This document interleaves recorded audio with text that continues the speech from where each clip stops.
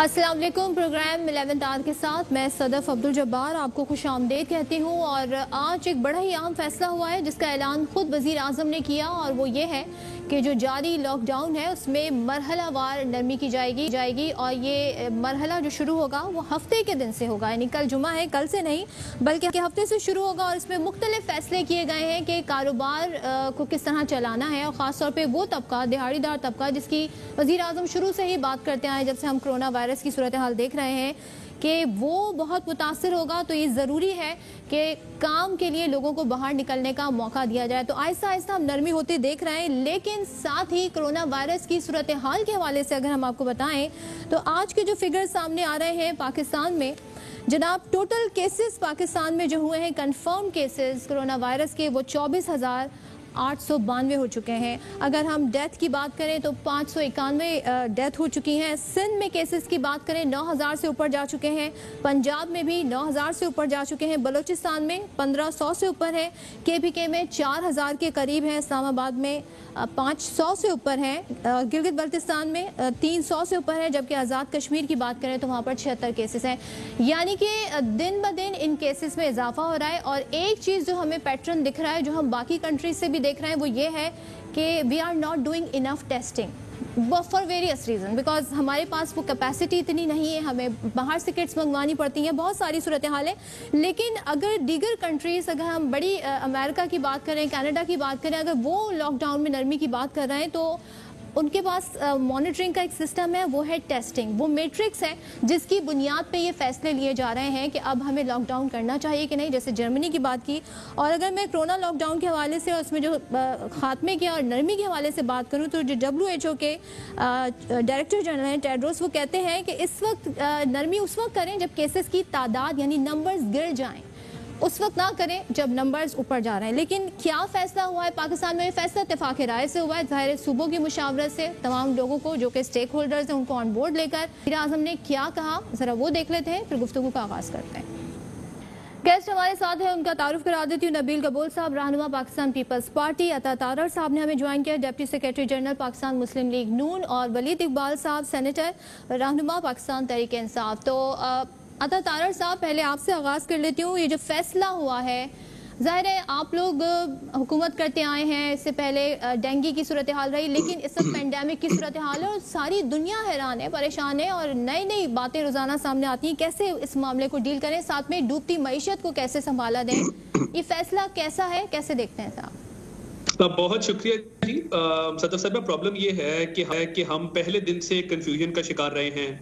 हमने पहले 2-2.5 हफ्ते इस बात में ज़ाया कर दिए कि लॉकडाउन, पार्शियल लॉकडाउन, कर्फ्यू और इन सारी चीज़ों में क्या फ़र्क है, और बजाय इसके कि हम एक पॉलिसी देते हैं, हमने शुरू में कहा जी नहीं, ये सिर्फ बूढ़े लोगों को और बीमार लोगों को होता है, जवानों को तो ये होता ही नहीं और ये जानलेवा भी नहीं है। उसके बाद हमने फोन पे जो टोन्स चलवाई वो यही चलवाई कि जी ये जानलेवा नहीं है। फिर हमें अंदाजा हुआ कि नहीं नहीं ये तो जानलेवा है। फिर हमने टोन चेंज करवाई PTA को कह के कि नहीं नहीं आप कब कहें कि ये जानलेवा है, और ये सिर्फ बूढ़ों और बच्चों को नहीं होता, ये बाकी लोगों को भी हो सकता है।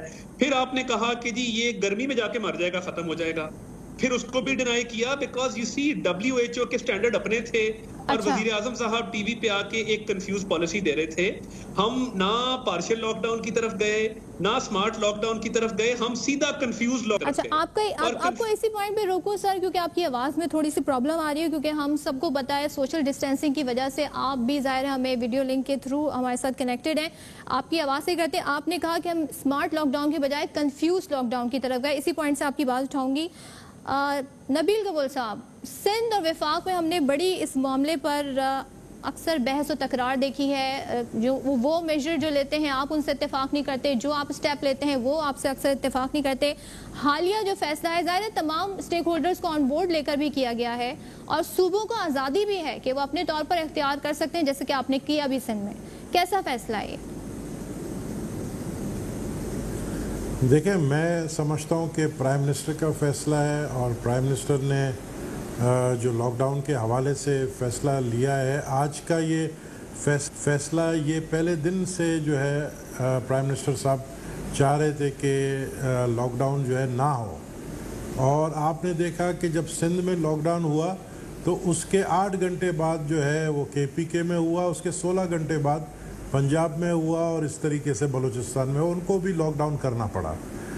लेकिन ये है कि अब प्राइम मिनिस्टर ये लॉकडाउन और कोरोना की सियासत करते करते ये भूल गए हैं कि जब कभी भी किसी मुल्क में पैंडेमिक जो होता है वो अगर पीक में जाता है, और वायरस जब पीक में जाता है उस वक्त आप कभी भी आप लॉकडाउन को ईज़ नहीं करते हैं।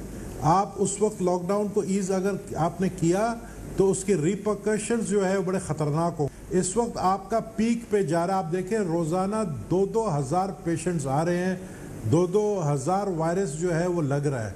जब आप पीक पे पहुंचे हैं आपने लॉकडाउन खोल दिया, ये कुछ बात हमें समझ नहीं आ रही हो। जो वही बात है जिस तरह 18 महीने से ये हुकूमत जो है ये म्यूजिकल चेयर में लोग यूं घूमते हैं तो ये उल्टा घूम रहे हैं। ये हर चीज को उल्टा लेकर जो है वो जो इस कोरोना वायरस को भी सियासत की नजर कर जो डेली वेजर्स हैं, डेली अर्नर्स हैं, वो क्या करें? कारोबार चले, बड़े कारोबार संभाला ले लेंगे, लेकिन 1 महीना 2 महीना सदफ बताएं, आप डाइट करती हैं 3-3 दिन खाना नहीं खाती हैं, आपको खुदा ना ख्वास्ता आप बेहोश तो नहीं होती है ना? नहीं, ये तो अल्लाह का आपने हुक्म मुझ पे है, अल्लाह ने कहा है मैं सवाल अपने किया है बंदों को रिस्क पहुंचाऊंगा। ये मेरी बात सुने, मैं कोई डाइट नहीं करती वैसे, ना कोई 3 दिन खाना खाए बगैर ऐसे रह सकता है। नहीं, मुझे पता है कि आज आप लोगों को इंस्ट्रक्शंस आ गई है कहीं से कि जी आज सिंध गवर्नमेंट को आपको लेना है और इस तरीके से लेना है कि सिंध गवर्नमेंट के खिलाफ पैकेज बना के नबील साहब, सारा दिन मैं देख रहा हूँ। ठीक है, आपने एक बड़ा इल्जाम लगा दिया। अब आपसे मेरी गुजारिश है, आपने कहा आप लोग इंस्ट्रक्शंस लेते हैं, इंस्ट्रक्शन आई है, अगर आप मुझे वो सोर्स ऑफ इंस्ट्रक्शन बता दें, सर आप वो सोर्स ऑफ इंस्ट्रक्शन बता दें। मेरे किसी सवाल से आपको ऐसा लगा हो कि मैं कोशिश कर रही हूँ कि सिंध गवर्नमेंट को जनाब मैं किसी तरीके से कोशिश करूँ कि एक्सपोज करूँ। मैं आपके चैनल की बात कर रहा हूँ। तो 7 बजे आप चैनल पे ही बताएं ना, आप वो सोर्स बताएं मुझे जहाँ से इंस्ट्रक्शन आई है और जिसके तहत ये काम हो रहा है। मैं सोर्स आपको इंफॉर्मेशन मिनिस्ट्री का बताता हूँ। मुझे खुद पता है कि वहाँ से आप लोगों को इंस्ट्रक्शन आता है कि सिंध गवर्नमेंट को आड़े हाथ ले, उनके खिलाफ पैकेज बनाए, उनको गंदा करें। ओ भाई हम आपको चैलेंज करते हैं कि आप हमारा मुकाबला करें। समटाइम्स ऐसा होता है कि जो जहाँ पे लॉकडाउन किया तो हमने लॉकडाउन की वजह से हमने जानें बचाई हैं। नबील कपूर साहब, आप मेरी बात सुने, आप अच्छा काम कर रहे हैं, हम वो भी बताते हैं, लेकिन हमारा जो काम है लॉकडाउन को खत्म कर रहे हैं ना, उसके बाद जो लोग मरेंगे उसका जिम्मेदार फिर कौन है? चलिए, ये आपका सवाल है, ये सवाल बड़ा इंपॉर्टेंट है, यही मैंने प्रोग्राम के आगाज में रेस किया था। लेकिन देखिए, हमारा काम करने का तरीकाकार होता है, हम अपने रिपोर्टर्स को असाइन करते हैं। पंजाब की भी बात करेंगे, KP की भी बात करेंगे। आगाज अगर सिंध से हो गया है तो व्हाट्स रॉन्ग इन दैट? आपकी परफॉर्मेंस अच्छी है, आप जवाब दें सर कि हमने ये काम किया, हमने ये काम किया, हमने ये काम किया। लेकिन अगर हम एकदम से जजमेंट पे चले जाएंगे कि जनाब क्योंकि आप में ग्रज है तो आप हमारे साथ ऐसा करें, ऐसा नहीं है। खैर, मुझे वजाहत देने की जरूरत नहीं है, प्रोग्राम के एंड में आप खुद ही इस बात से अंदाजा लगा लीजिएगा। वलीद इकबाल साहब, सर आखिर में जो नबील साहब ने पॉइंट रेस किया वो ये कहते हैं कि इस लॉकडाउन के नतीजे में अगर लोगों की जिंदगियां चली गई तो जिम्मेदार कौन होगा? सर, ये फैसला किन बुनियाद पर लिया गया है, क्या कहिएगा? जी, बड़ा अच्छा सवाल है जी। और मैं सरदस्ती अर्ज कर दूं, जब ये गबोल साहब ने ये कहा कि जी आपको कोई से हिदायत आई हैं कि सिंध वालों को बुलाएं, तो पहले शायद मुझे लगा कि जी आज वो उनकी तरफ से ये कहा जा रहा है कि हिदायत इसलिए आई हैं ताकि लगे कि सिंध भी साथ है। मैं तो बहरहाल इस हवाले से अगर उन्होंने ये कहने की कोशिश की तो मैं तो पिछले 6 दिन से बीच में काफी तात्तुल आ गया था। मैंने सोचा था ये क्वारंटीन वगैरह है और वो लॉकडाउन है तो शाम में रिलैक्स गुजरेंगी, तो मैं पिछले 6-7 दिन से तो हर रोज 2-2, 3-3 प्रोग्रामों पे आ रहा हूँ और सिंध गवर्नमेंट की नुमाइंदगी सब पे हो रही है। अच्छा। और सच्ची बात है, मैंने किसी प्रोग्राम में भी उनके ऊपर चैनल की तरफ से अटैक होते हुए तो नहीं देखा। और अभी इस प्रोग्राम में आज मुझे कोई भी इंस्ट्रक्शन, वो उनका ख्याल है, मैं उसका जवाब दे रहा हूँ। हाँ, ठीक है, मैं उसका जवाब दे रहा हूँ क्योंकि उन्होंने एक गवर्नमेंट के एक इदारे और एक मिनिस्ट्री जवाब वलीद साहब ARY वाले देना, आप क्यों दे रहे हैं ARY वालों की तरफ? नहीं जी, मैं क्योंकि मैंने 7 बजे एक शो देखा ARY में, वलीद साहब ARY में 7 बजे एक शो देखा टोटली एंटी सिंध गवर्नमेंट, मैंने अभी 10 बजे वाला शो देखा टोटली एंटी सिंध गवर्नमेंट। मेरी तमाम गैस से गुजारिश है तो ना बने ना। बिल्कुल, आज बड़ा अहम फैसला हुआ है और हम एक बड़ा हसास टॉपिक डिस्कस कर रहे हैं जिसमें लोगों की जिंदगियों के हवाले से बात हो रही है। ARY को आप एक तरफ रखें, ARY के हवाले से आप बात करते रहिएगा बाद में। लेकिन जाते जाते मैं ये कह देता हूँ, मुझे जो भी इंस्ट्रक्शंस हो, मैं आपके तमाम इस पूरे अभी से लेके प्रोग्राम के एंड तक जब जब आप मुझे सवाल पूछें, मैं सिंध गवर्नमेंट की कोई बुराई किए बगैर सारे सवालों का जवाब दे सकता हूँ। मेरे लिए बड़ी अचीवमेंट होगी अगर आज के शो में ऐसा हो जाए कि आप लोग बगैर एक दूसरे पर इल्जामात लगाए इत्तेफाक मुझे जरूरत नहीं है, मुझे कोई जरूरत नहीं है कुछ कहने की। अब मैं जवाब देता हूँ, चले आए तो वक्त जाया होगा इस तरह की फरावाती गुफ्तगू में। बिल्कुल बिल्कुल। मैं आपको जवाब देता हूँ कि गवर्नमेंट के इस फैसले के पीछे क्या मुहर्रकात हैं।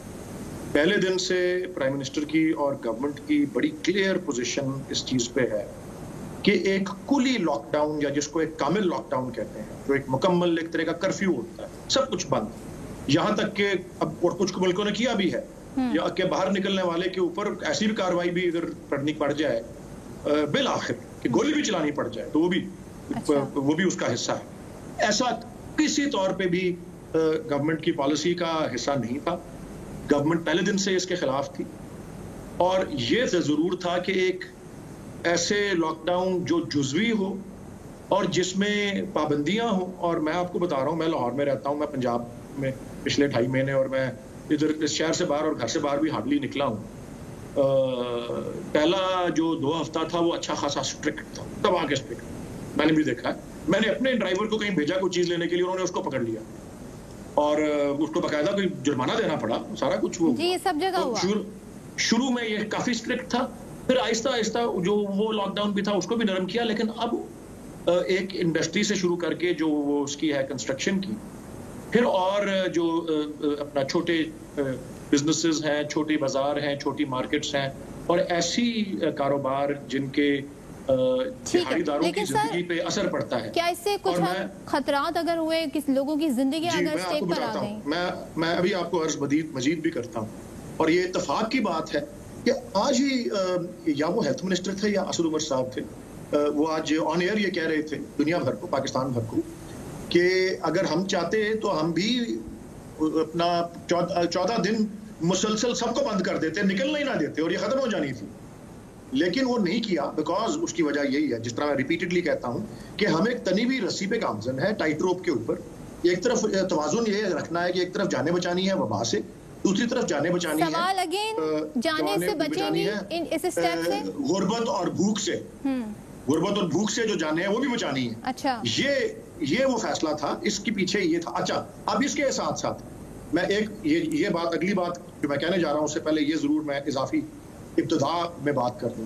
एक तो माशाल्लाह ये जब से ये आया मसला कोविड-19 का, सारे के सारे बंदे जो है वो एक्सपर्ट बन गए हैं। मुझे नहीं पता कौन कितना बड़ा एक्सपर्ट है, और ना मैं किसी की एक्सपर्टीज को ललकार रहा हूँ, लेकिन मुझे इतना पता है कि गवर्नमेंट और प्राइम मिनिस्टर और उनके लेवल पर और national coordination and operation committee NCOC को सब टॉप माहिराना राय दस्तयाब है। अच्छा, ठीक है। और जहां तक तादाद की और अमवात की और इन्फेक्शंस की तादाद की बात है, मैं एक चीज पर रोशनी डालूंगा, भले इस सवाल के जवाब में या किसी अगले सवाल के जवाब में। अच्छा, चलिए, पूरी तसल्ली करूंगा। आपका पॉइंट आ गया। अब जरा मैं ये सिर्फ अर्ज करना चाह रहा हूँ कि जो अदादो शुमार भी यहाँ आ रहे हैं, सही, उसके लिए भी ये आखिरी बात कर रहा हूँ, फिर अगले सवाल में बाकी बताऊंगा। बहुत इंटरेस्टिंग आपको भी डिटेल्स दूंगा। सिर्फ इतना बता रहा हूँ कि जितने अदादो शुमार करने वाले पाकिस्तान भर में एक्सपर्ट्स अवेलेबल थे, हर कोई अपने तरीके से कर रहा था। फेडरल गवर्नमेंट ने, बहुत देर हो गई, अब 2.5 महीने से चल रहा है, ये डेटा आ रहा है हमें भी, फेडरल गवर्नमेंट ने सारों को इकट्ठा बिठा दिया। उन्होंने कहा सारे एक मेज पे बैठो और मिलके एक चीज पे एग्री करके हमें बताओ कि हम किस तरफ जा रहे हैं और क्या ट्रेंड है। चलें, आपका पॉइंट बड़ी वजाहत से आ गया। अता तारक साहब की जानिब जाते हैं। सर, वो कह रहे हैं कि जब से कोविड-19 आया बहुत सारे लोग एक्सपर्ट बन गए हैं, और हमने माहिराना और जो भी राय है, जो इससे रिलेटेड लोग हैं, उनकी राय के बाद हम इस नतीजे पर पहुंचे। उन्होंने कहा हमें बैलेंस रखना है मईशत में भी और लोगों की जाने बचाने में भी। तो आप क्यों समझते हैं कि ये कंफ्यूज्ड, जैसे कि आप कह रहे थे लॉकडाउन है, इनके ख्याल में ये स्मार्ट लॉकडाउन है, जो मैं नतीजा खस कर रही हूँ? दुरुस्त है जी, आप ठीक कह रही हैं। जी अता तारक साहब, आपको आवाज आ रही है? जी, आई कैन हियर यू। जी, जब वज़ीर आज़म साहब टीवी पे आए हैं, उन्होंने एक नई कंफ्यूजन क्रिएट की, कौम को मुत्तहिद करने की बजाय डिवाइड किया। पहली स्पीच आप देखें, सिंध का जिक्र कोई नहीं, गिलगित बल्तिस्तान का जिक्र कोई नहीं। आप कौम को यकजा करते, मुत्तहिद करते, वफाक बताता कि हम वफाक हैं। आपने इनकरेज किया अली जैदी साहब को, फैसल वाडा साहब को, शहबाज गिल साहब को कि वो सिंध पे महाजराई करें। वफाक का दिल बड़ा होता है, वफाक का हौसला बड़ा होता है। तमाम इकाइयों को, तमाम सूबों को इकट्ठे लेकर चलना वफाक की जिम्मेदारी है। एक तो ये आपने गलती की। नंबर 2, आपने कहा ये गर्मी में मर जाएगा ये वायरस। फिर आपने कहा कि जी ये देखें, ये बूढ़ों को होता है, जवानों को नहीं होता। वो आपने वापस ली स्टेटमेंट। उसके बाद आपके एंटोमोलॉजिस्ट किधर हैं? आपके इन्फेक्शियस डिजीजेस के एक्सपर्ट्स किधर हैं?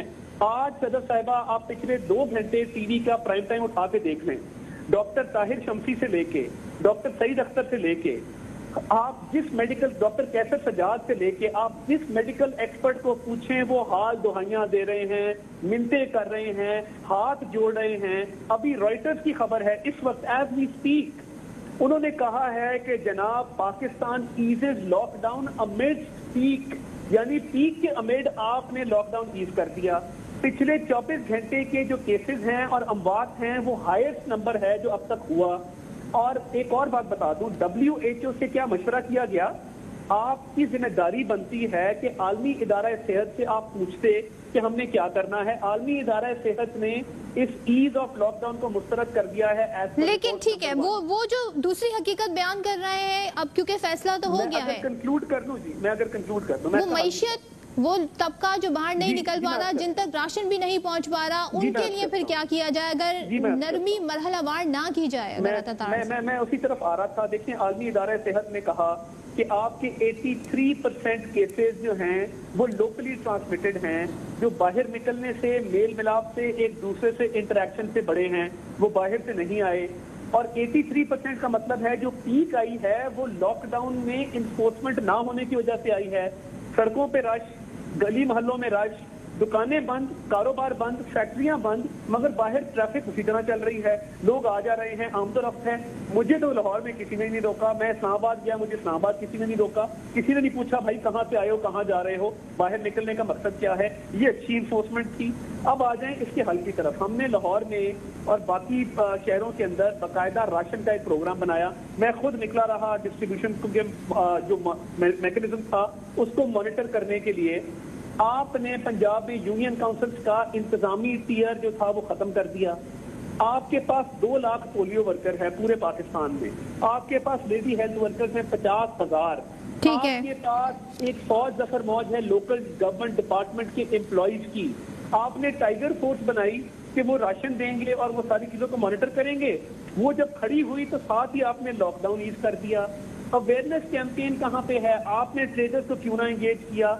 आपने जो पॉलिसीज बनाई उसकी इम्प्लीमेंटेशन में जो खामियां थी उसको रिव्यू किसने करना था? उलेमा के साथ हर हफ्ते किसने बैठना था? ताजरों के साथ हर हफ्ते किसने बैठना था? चलें, ये बहुत सारी लिस्ट आ गई है। इन्फोर्स करने में नाकाम रहे। अब आप देखें ना प्रॉब्लम क्या है। आपने जो रिलीफ पैकेज भी दिया वो ऑलरेडी बजटेड था, उसमें वीट प्रोक्योरमेंट के पैसे, उसमें टैक्स रिफंड के पैसे, बेनजीर इनकम सपोर्ट प्रोग्राम के पैसे, आपने उसकी ओवर एंड अबव लोगों को रिलीफ देने के लिए क्या किया? और ये बैलेंस है ना, आपने जिंदगियां बचानी हैं और मईशत में अगर आपने करना है तो टेक्नोलॉजी को यूज करें कि किन किन एरियाज में किस किस तरीके से लॉकडाउन ईज हो सकता है। अक्रॉस द बोर्ड करेंगे और टीवी पे आके अपने आप से डिबेट करेंगे जिस तरह वजीर आज़म साहब अक्सर और बेशतर करते हैं, तो ये मसाइल का हल नहीं है। आपके ख्याल में ये मसाइल का हल नहीं है? और नबील गबोल साहब से पूछेंगे कि उनका एतराज़ आज के फैसले पे क्या है, अगर एतराज़ उनके हैं। जैसे कि तारड़ साहब ने हमें बहुत सारी लिस्ट गिनाई और सवाल यहाँ पर यही उठ रहा है, क्योंकि जब तारड़ साहब बात कर रहे थे कुछ पॉइंट्स उन्होंने रेस किए कि ये सब हुआ है, उस वक्त वलीद इकबाल साहब मुस्कुरा रहे थे। मुस्कुराने की वजह ज़रूर पूछूंगी, ब्रेक के बाद आते हैं तो उस पर मजीद बात करते हैं।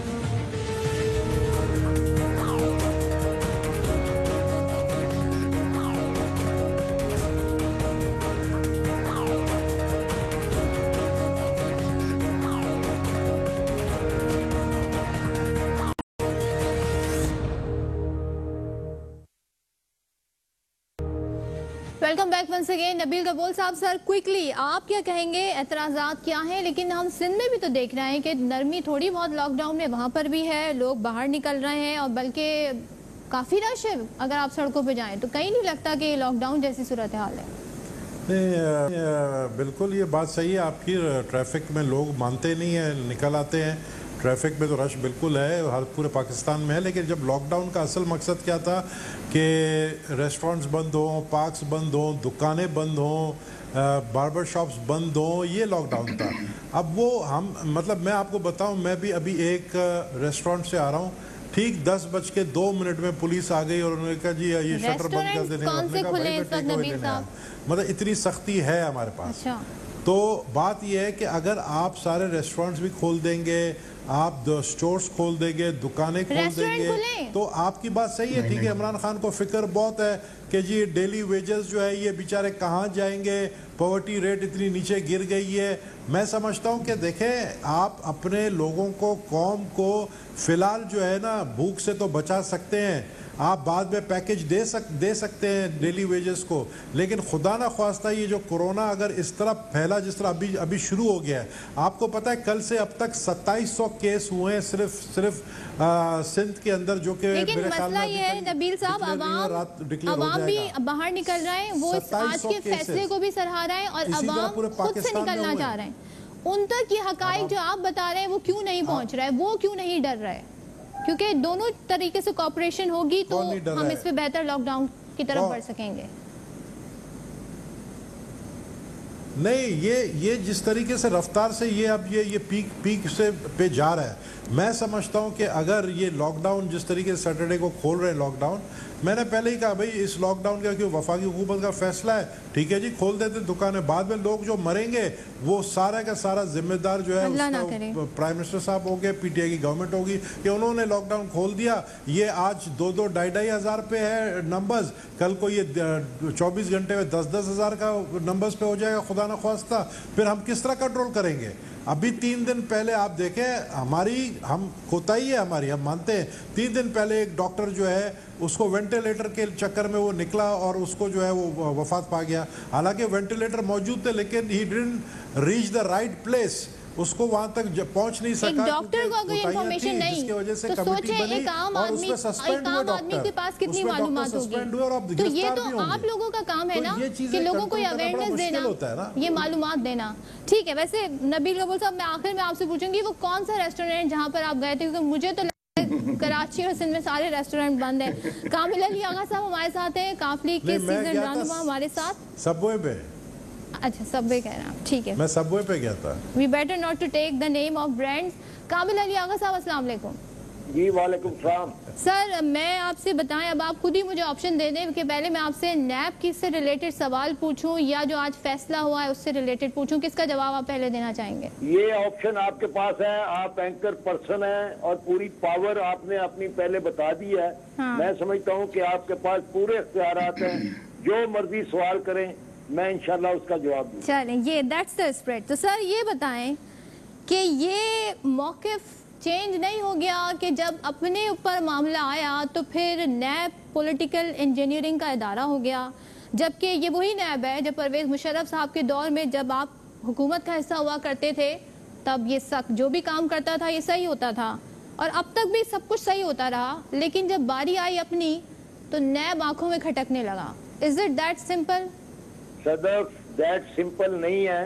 देखें 2000 में जब ये अदारा बना और इस अदारे ने सबसे पहले हमारे ऊपर गिरफ्त करने की कोशिश की और जिस तरीके से ये हमारे ऊपर हमला हुआ, आज तक दूसरी मिसाल नहीं मिलती। हमारे घरों के ऊपर रेड किया गया, हमारे दफ्तरों के ऊपर रेड किया गया और उसके बाद जिस तरीके से बुरे तरीके से तजलील करने की कोशिश की, आज भी उस जमाने के इस अखबारात उठा के देख लें, आपके सामने आ जाएगी तमाम हकायत किस तरीके से इन्होंने। सर ये तो वो बातें हैं जो नून लीग करती है, जो पीपल्स पार्टी करती है, और आप तो हुकूमत के इत्तेहादी हैं, तो आप एहतिसाब पे यकीन रखते थे, तो अब एहतिसाब वही वाला क्यों आपको लग रहा है जो नून लीग को लगता है या पीपल्स पार्टी को लगता है? देखें, ये कोई नहीं कह सकता कि हम अब नैब के बारे में ये ख्यालात रखते हैं या हमारे जज्बात अब उभर के सामने आए। हमने पहले दिन से ये कहा था कि ये अदारा जो है पॉलिटिकल इंजीनियरिंग के लिए बनाया गया है ये लोगों को प्रेशराइज करने के लिए बनाया गया है और ये मेलाफाइड इंटेंशन के तहत लोगों को गिरफ्त में लाने की कोशिश करता है। हमारे खिलाफ तो ये अजीब, आपको पता चले तो आप हैरान हो जाए कि हमारे खिलाफ तो कार्रवाई जो आज तक हो रही है, यानी चौथी पांचवी मरतबा जो कार्रवाई हो रही है, वो कार्रवाई एक अनोनिमस एप्लीकेशन के ऊपर, यानी एक नामालूम शख्सियत की एप्लीकेशन दरखास्त लेके उसके ऊपर हमारे खिलाफ कार्रवाई की गई।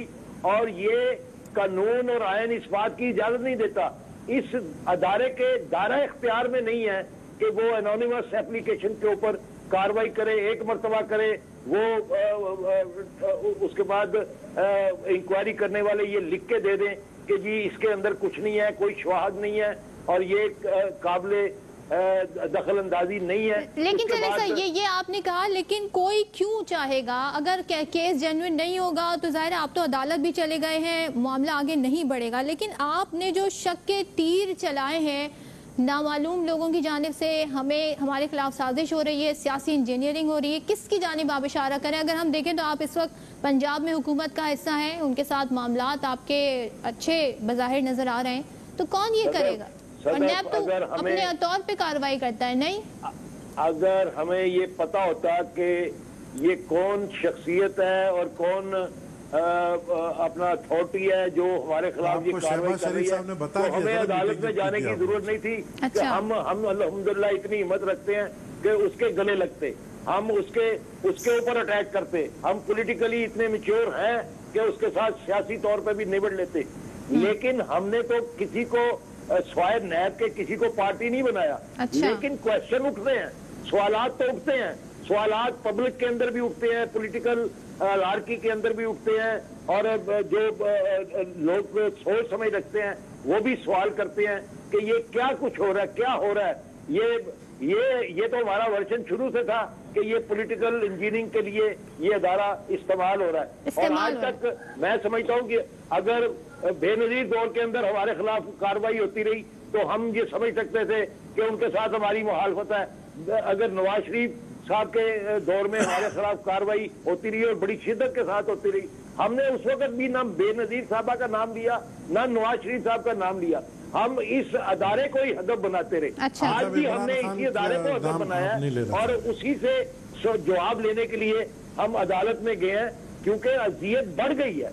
अब इतनी अजियत बढ़ गई है कि देखें, ये भी एक क्वेश्चन मार्क है ना कि हुकूमत भी हमारी हो और हमारे ऊपर ही प्रेशर डाले, ये अदारा क्यों कर डाले, क्यों हमारी जान नहीं छोड़ता। आप बात मान लेना, हमारी सवालात आ गए, आ जाए बात। वलीद इकबाल साहब, सर ये सवालात के जवाब आप इन्हें दे सकेंगे क्योंकि आप हुकूमत में वक्त हैं।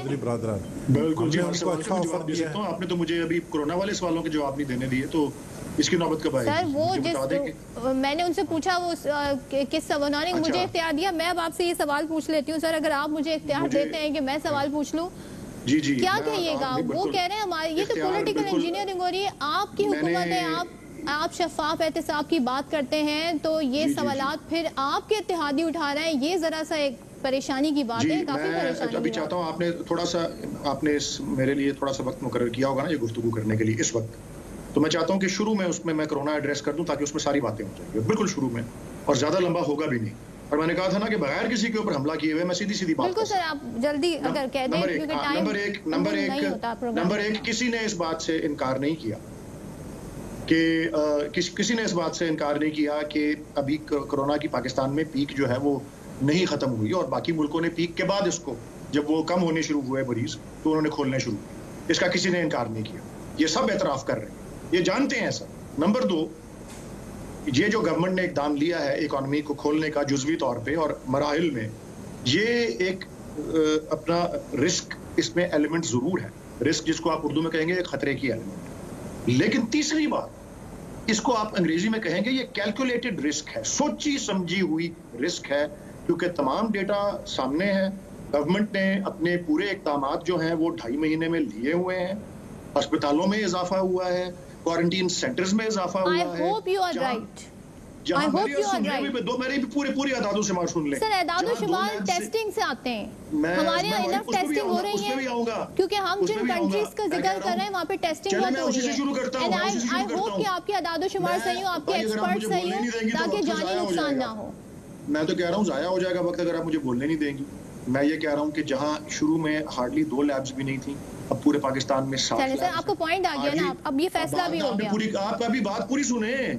अभी जहाँ पे अभी हार्डली 2-4 टेस्ट दिन के होते थे, कल 12,000 टेस्ट हुए हैं और टेस्टों की तादाद जो है वो 2 लाख से 2.25 लाख के करीब चली गई हुई है, जो कि 1050-60 टेस्ट पर मिलियन पॉपुलेशन पूरे खित्ते में सबसे ऊपर टेस्टिंग कैपेसिटी में हम हैं। अच्छा, पूरे खित्ते में हमें टेस्टिंग कैपेसिटी में अच्छा सबसे ऊपर है। मैं बता रहा हूँ ना आपको, मेरे पास ही डेटा है ना गवर्नमेंट के जो दिया। आगे चलते मैं आपको हार्ड डेटा बता रहा हूँ। बिल्कुल, यही मैं आपसे कह रही हूँ। ये भी सब इस बात को, और एक अहम जो इस बात में जिसने एक पार्ट प्ले किया है इस फैसले में, वो ये है कि बाकी दुनिया भर के मुल्कों की तरह इधर उसकी इतनी शिद्दत नहीं आई।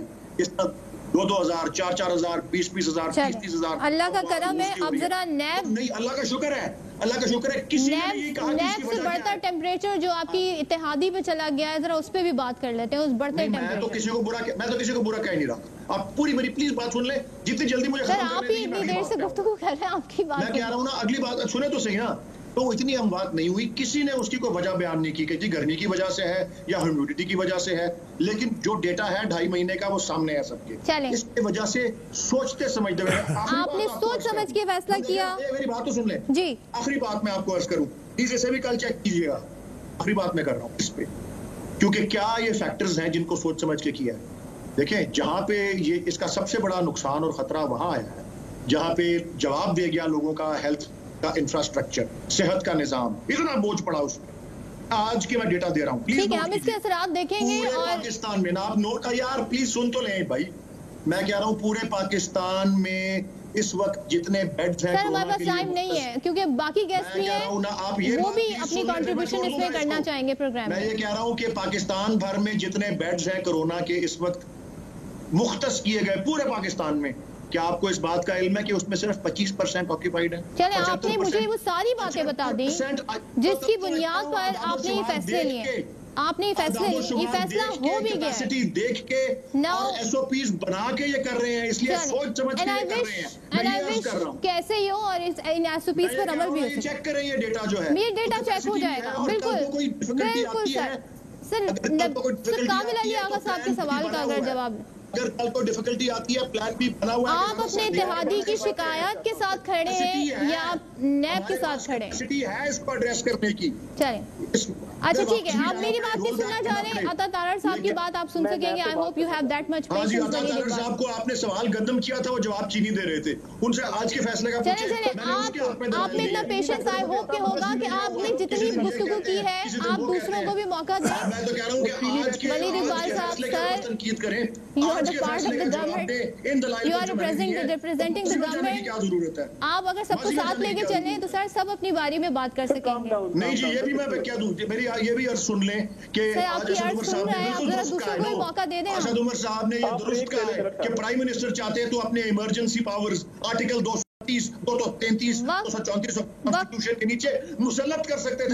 अपना फैसला उन्होंने नहीं किया, सूबों से मिलकर किया है फैसला। ये सर आपसे कोई आर्गुमेंट इस पे कर ही नहीं रहा कि आपके फैसले की ये उनकी अपनी राय है, उनकी राय गलत भी हो सकती है, सही भी हो सकती है। आज के फैसले के ऊपर बात ही नहीं की, सारे पिछले सवाल का जवाब उन्होंने। आपने कामिल अली आगा साहब के सवालों के भी जवाब नहीं दिया।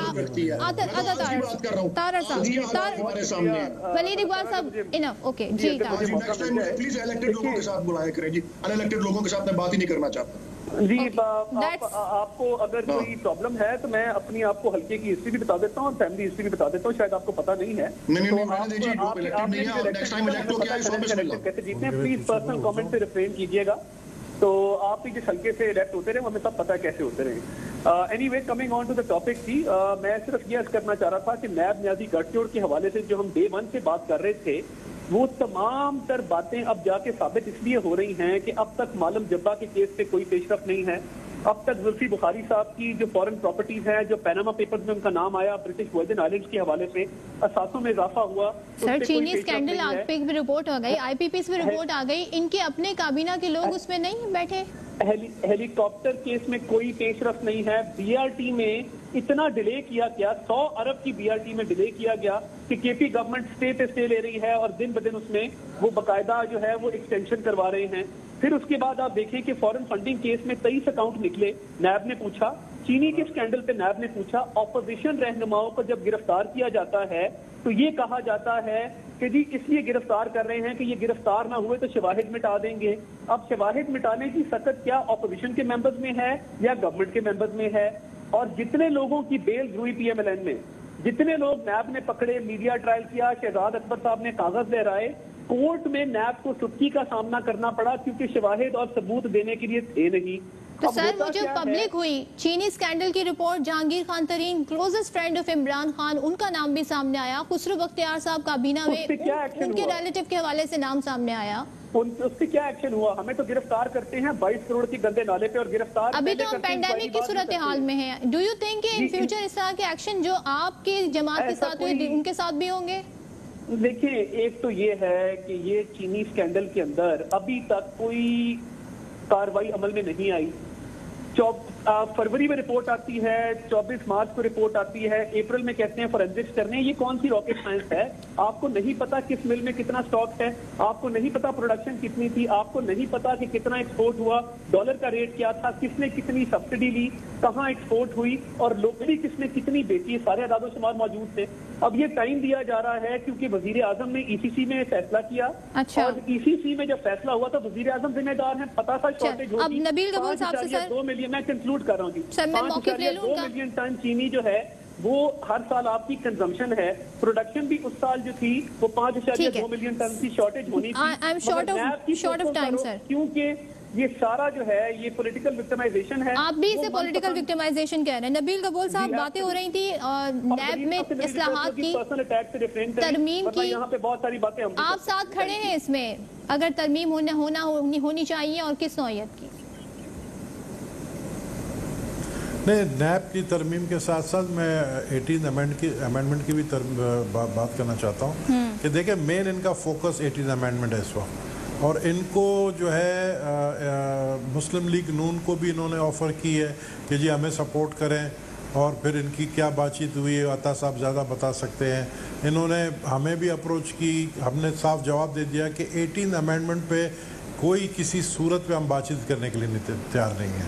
अब नैब के अंदर क्या अमेंडमेंट करना चाहते हैं? नैब के अंदर अमेंडमेंट क्या है इनका? जिसका मतलब लाइसेंस टू किल है, जिसको चाहो गिरफ्तार करना, जैसा शेख रशीद कह रहा भी टार्जन जो है वो अब छोड़ेगा नहीं ईद के बाद, तो जो उनको जिसकी जो मर्जी है वो गिरफ्तार करें। अमेंडमेंट किस चीज़ की अमेंडमेंट?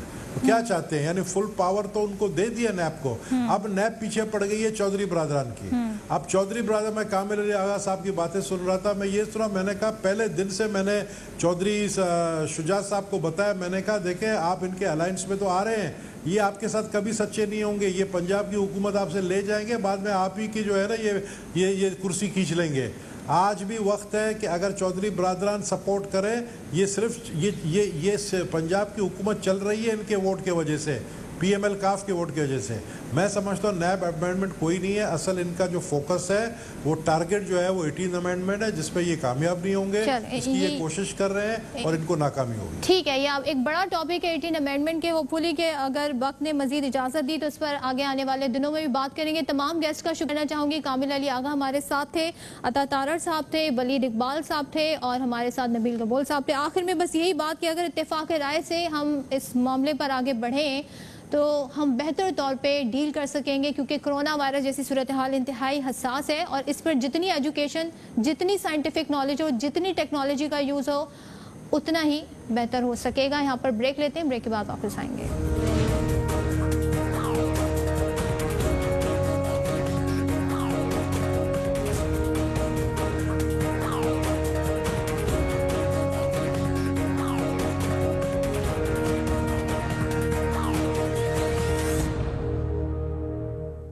तो जनाब, आज एक अहम फैसला लिया गया वज़ीर आज़म की जानिब से और इस लॉकडाउन में मरहलावार नरमी होगी, और दुआ करते हैं कि ये बड़ा कैलकुलेटेड और ऐसा फैसला साबित हो जिससे ज़िंदगियां भी बच सकें और कारोबार और मईशत भी चलती रहे।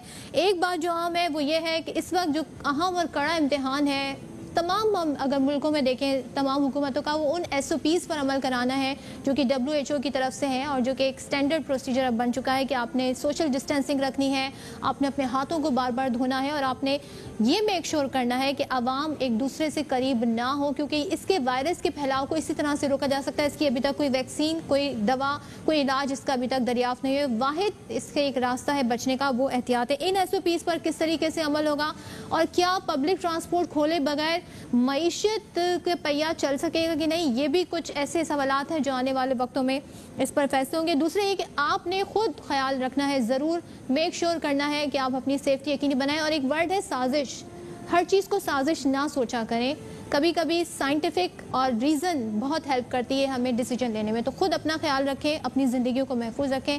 आपसे इजाज़त चाहूँगी। अल्लाह हाफ़िज़।